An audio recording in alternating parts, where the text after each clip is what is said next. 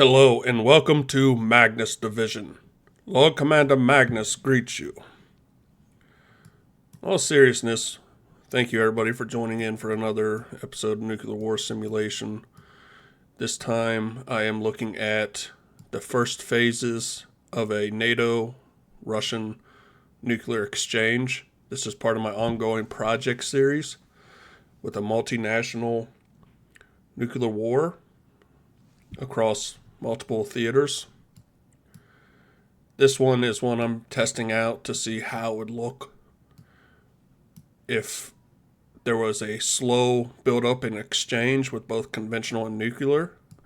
I'd be integrating command modern operations to handle some of the conventional side. I've modeled it here kind of roughly, but I would be utilizing command modern operations to do the conventional strikes, and then as we carried over in the nuclear strikes, I'd be using a nuclear war simulator. I've set up a series of attack plans, starting with NATO airstrikes and a Russian-U.S. naval engagement in the Black Sea. This leads to Russia firing a warning shot over the Black Sea with a low-yield nuclear weapon. The United States then strikes back on Kaliningrad conventionally. Russia does a nuclear attack at a Ukrainian air base, again as more of a warning that this is going to escalate further. The U.S. strikes conventional locations in Belarus, where the nuclear strikes came from.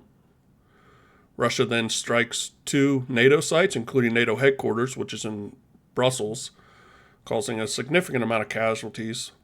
And then the U.S. hits with their first nuclear strikes, again on Kaliningrad and Belarus. And that's where you're going to leave. In the game, it's going to look like roughly about 12 hours, but this would represent a few days worth of escalation. Some points here. I'm working on updating the nuclear forces to be as accurate as possible for 2024 and to provide a level of realism.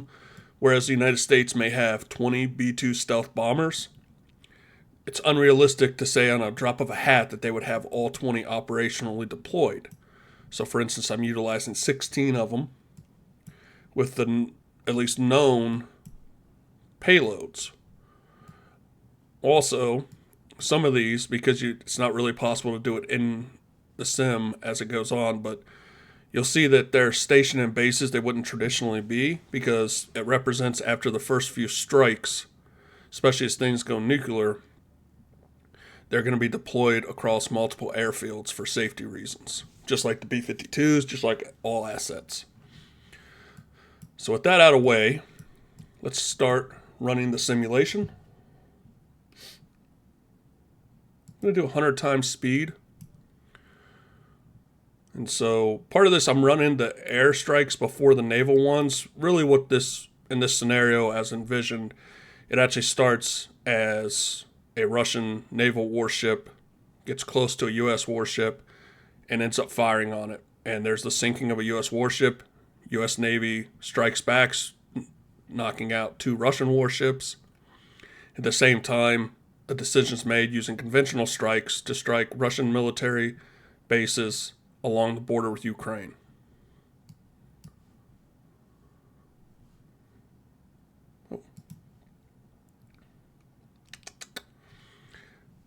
Didn't hit the attack plan. So,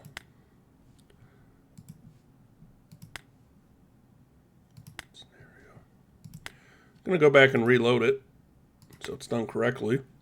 Forgot to engage the actual attack plans. I pulled them up, I didn't actually engage them. Okay, so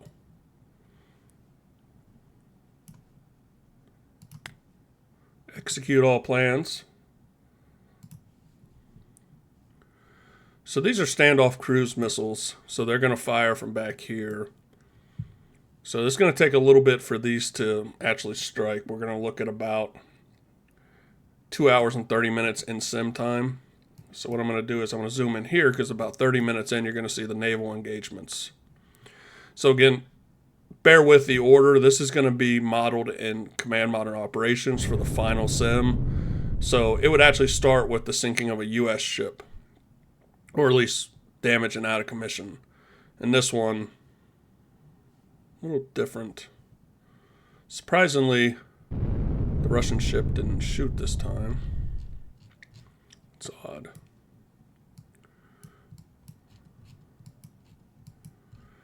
This happens at every single time I ran this earlier, it fired.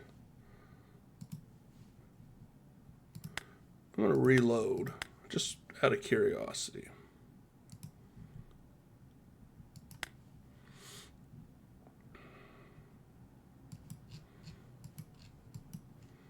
Let's see, attack plans. So you see there, it's there.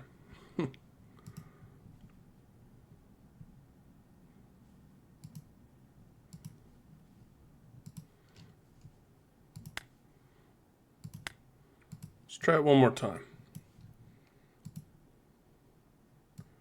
It'll take us to a half hour.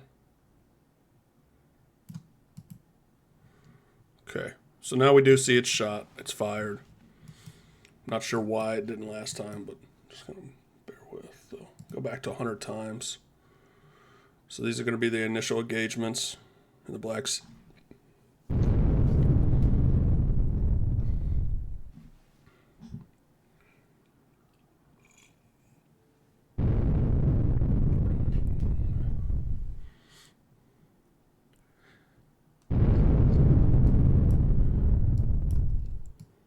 I'm going to go in here, and again, I'm going to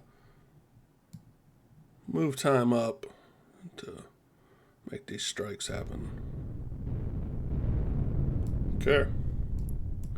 So this would represent a very large-scale U.S. conventional strike with airstrikes across multiple platforms.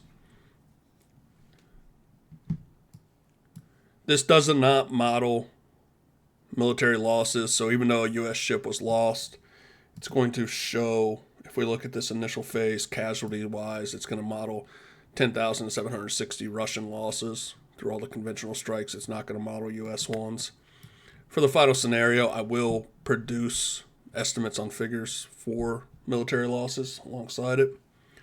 So now the next phase is going to be the Russian warning shot over the Black Sea. So this is going to fire from a tactical theater-based platform weapon here in Belarus. So let me speed up there it is. So why from Belarus? Well, again, this is where you have to use some level of strategic planning. So it's going to fire. It's going to be very harmless. It's going to be high altitude, low yield. It's more of a warning. This is going to be the first nuclear strike. Why from Belarus? Well, again, when we look at retaliation, this is not within the borders of Russia. Now, we have conventional strikes, but they're firing nuclear weapons. It's more of a safeguard. So if NATO is going to strike back, it's still not going to be striking, at least nuclear-wise, necessarily within their borders. It's a gamble. It doesn't mean it's going to happen, but again, that's where it's just the same reason why you put nuclear silos out of low population areas in case they're targeted. So that came from Belarus, gives some level of deniability, blame it on local forces, or even Ukraine entered and took over a site, and any number of things. So the U.S. Navy is going to respond with strikes on Kaliningrad. I don't know. I'm not Russian, and I'm not a native English speaker either, so let me step forward here. So we see the strikes coming. Let's slow this down. So this is going to be conventional strikes against naval forces and bases. I'll go a little faster here.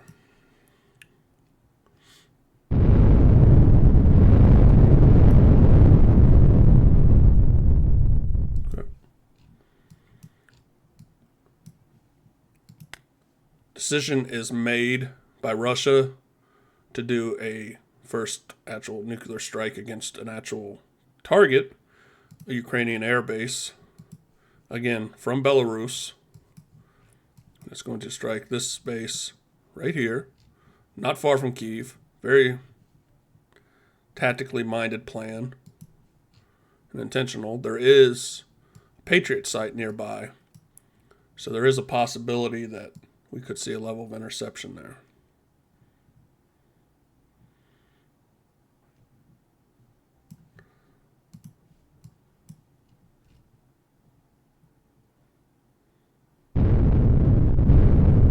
Okay. So the Patriot site did not attempt to intercept. Let's pause. Take a quick look at our casualties at this point. So we're looking at a little over 14,000 in Ukraine and about 12,000 Russian casualties, mixed between the strikes within Russia and Belarus. Continuing up the escalation ladder, we're going to see in-game time right around 5 p.m.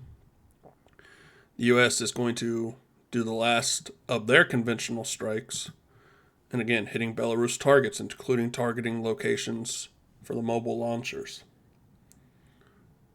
So let's go step forward. Okay.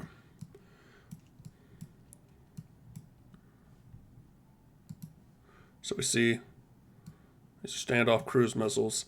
I'd have to look.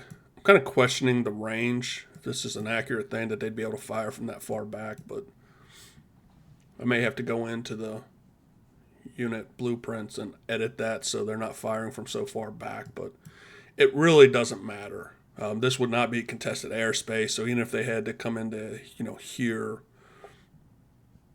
into Germany or Poland, it wouldn't be a contested airspace.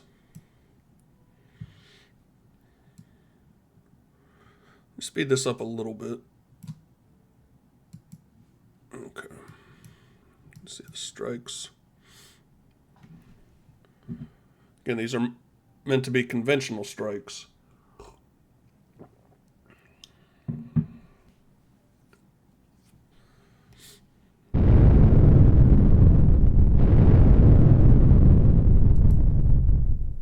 So you may ask, okay, Russia's already did a test detonation over the Black Sea.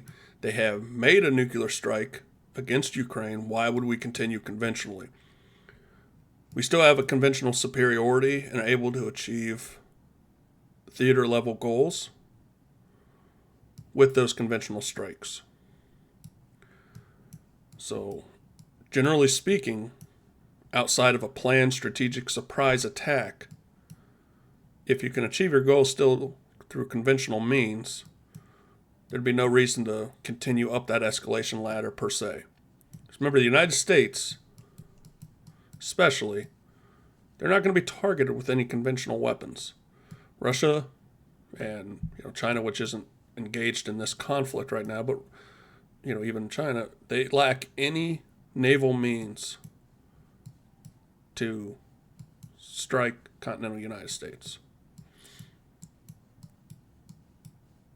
There is a very real strategic vulnerability when it comes to intercontinental ballistic missiles and sub-launch ballistic missiles. So right now, the United States can still hit conventionally Russia. Russia cannot do the same in return. So there's no reason to escalate unless you get to a point beyond that. And we're going to see that point is going to happen right here, where a Russian nuclear sub is going to launch theater-level nuclear weapons against NATO's headquarters and the air base where these conventional strikes are coming out of. I believe we're looking at,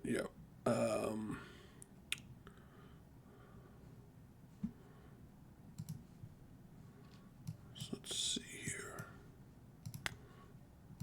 Make sure I'm looking at the right sub. So when I speed ahead time, I can catch it firing. There. Okay. Gotta fix the timing a little bit. So what we're seeing now is that the Russian sub fired in such a fashion that the U.S. sub is also firing in time. So before this is even landing, so I'd probably need to push this one back. It's funny, I don't know if when I tested that I caught that. Either way, this would be the U.S. striking back against Kaliningrad and Belarus after Russia bombs NATO headquarters and airbase. So kind of bear with that. I'm going to have to obviously push that back in that scenario, but again, this is why I test this stuff out multiple times. So it's a work in progress. So let's go ahead and move forward. Okay. So the end result's the same thing.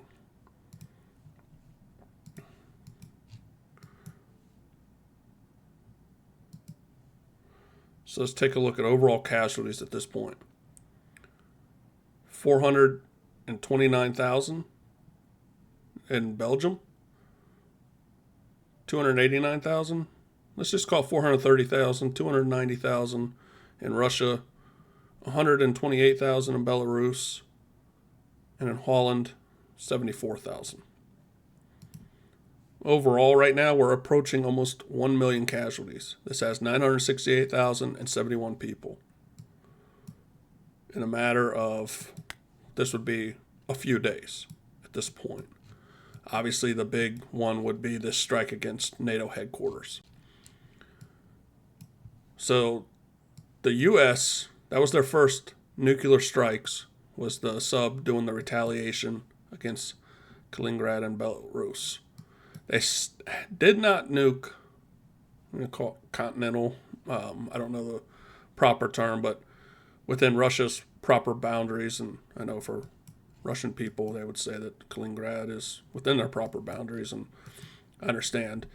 I'm just trying to signify that, Russia proper versus this area. Clearly, this is going to enact the strike on, a further level of escalation. This would be more the immediate and within a few days. So, a couple things. No radar sites have been targeted. Why?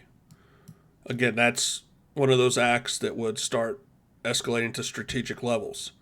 Those early warning radar sites are critical for the enemy to know when their adversary is launching strategic weapons against them, things like that.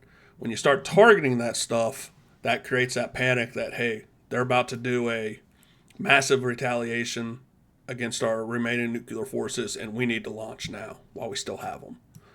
So, again, that's one of those things. If both sides are trying to limit how high this ladder goes up, they're going to avoid striking certain locations, at least initially. And so people can have one of two opinions. Either once nukes start getting pulled out, that both sides are going to try to limit their targeting locations and how much to prevent it going further and further, or both sides are going to just start shooting everything they have. So every leader, no matter, take the biggest megalomaniac authoritarian, especially megalomaniac authoritarians, they don't want to be leaders over a pile of ash. They're drunk on their own power, and they want to remain in power. They don't want their cities targeted. You're not going to be a leader of anything when your cities start getting blown up. And so there's levels to this. And if you look back even into like the PSYOP plans during the Cuban Missile Crisis, we had levels of escalation before we started targeting cities proper. Now, yes, military bases are close to cities. There's always going to be civilian fallout when you use nukes. Even when you use conventionals, there's always civilian fallouts. Let's not kid ourselves that how many civilians were killed with fire bombings over Germany, Japan, Britain when the Blitzkrieg, or not the Blitzkrieg, but the London bombing raids, Iraq, Afghanistan,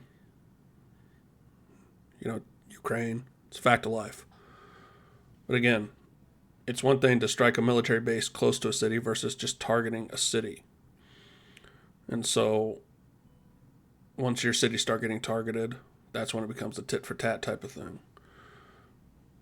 So at least with this scenario and the ones I'm trying to model, try to look at a realistic way of maintaining the escalation for as long as possible. It's going to fail, but it's not necessarily going to fail in the first few days. So keep a lookout. Let me know. My last video I posted on Tuesday. There'll be a link in the description. The touch point was in the South China Sea, and it was over a failed nuclear or a failed North Korean attempt to detonate a nuke over the Pacific Ocean, and instead they end up hitting Tokyo.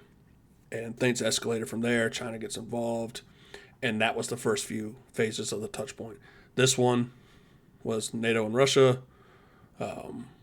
largely based around the Ukraine conflict. It really hasn't involved a lot of NATO forces yet, other than taking the receiving end. But it will. And so, kind of, leave me a comment below. Let me know. Do you like the idea of the touch point being in the South China Sea? Do you like the idea of the touch point being here? It could be that it just happens simultaneous. That's one thing I kind of like.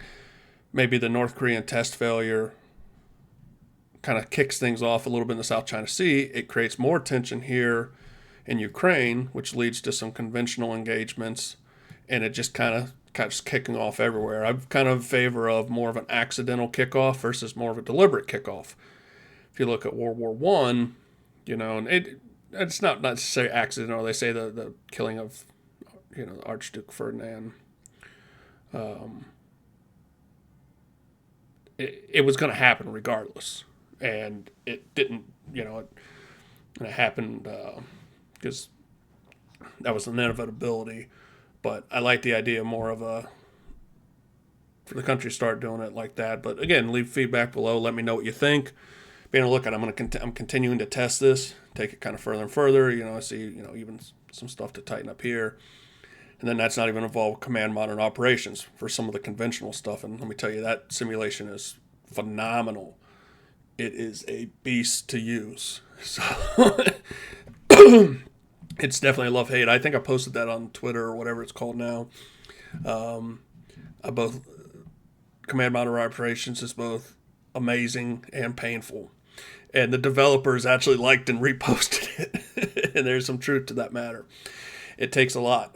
But, even this, I'm learning stuff through trial and error, trying to figure it out. And sometimes stuff just don't make sense. Like, I don't know why the one didn't shoot.